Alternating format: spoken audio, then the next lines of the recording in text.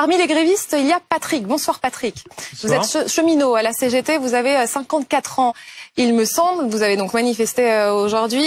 Est-ce que vous pensez que ce bras de fer peut durer? Vous voyez même l'emporter? Je pense même qu'il va falloir qu'on l'emporte. Et il va falloir que, bien sûr, il continue ce bras de fer avec le gouvernement, que les grèves et les manifestations s'amplifient.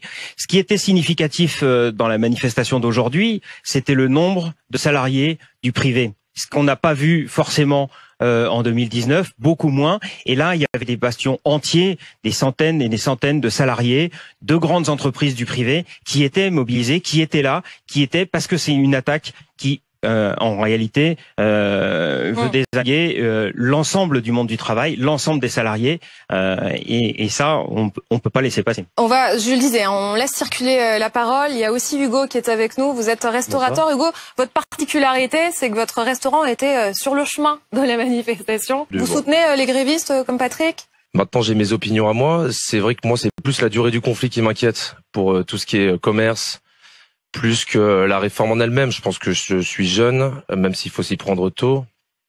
C'est moi ce qui m'embête aujourd'hui, c'est plus est-ce que le conflit va s'inscrire dans la durée. En tout cas, le fait qu'il dure dans la durée, sans doute, mais ça dépendra pas des syndicats forcément, ça dépendra aussi des grévistes, des assemblées générales qu'il va y avoir demain, qu'il va y avoir lundi, et de la mobilisation. Et je pense sincèrement que la situation, elle est bloquée du fait du gouvernement, du fait de cette réforme, parce que en réalité, les discussions qu'on a pu avoir aujourd'hui dans les manifestations, elles n'étaient pas que sur la retraite. Moi, je voudrais juste, le blocage. D'abord, moi, je suis pour les grèves massives dans l'industrie, dans les services publics, dans les entreprises, parce que c'est aujourd'hui, c'est les travailleurs, les salariés qui créent l'ensemble des richesses. Et si aujourd'hui, les petites entreprises, elles arrivent à s'en sortir, c'est aussi grâce aux richesses fournies par les salariés. Et c'est parce qu'on a créé des emplois et des sociétés. Alors, sans doute. Je suis pas d'accord avec vous parce que le premier fournisseur c'est l'artisanat. Non, on peut pas accepter ça. Ce qui est sûr, c'est pas la CGT qui crée de l'emploi. C'est quand même aujourd'hui les salariés qui créent les richesses dans ce pays. 2 millions de personnes.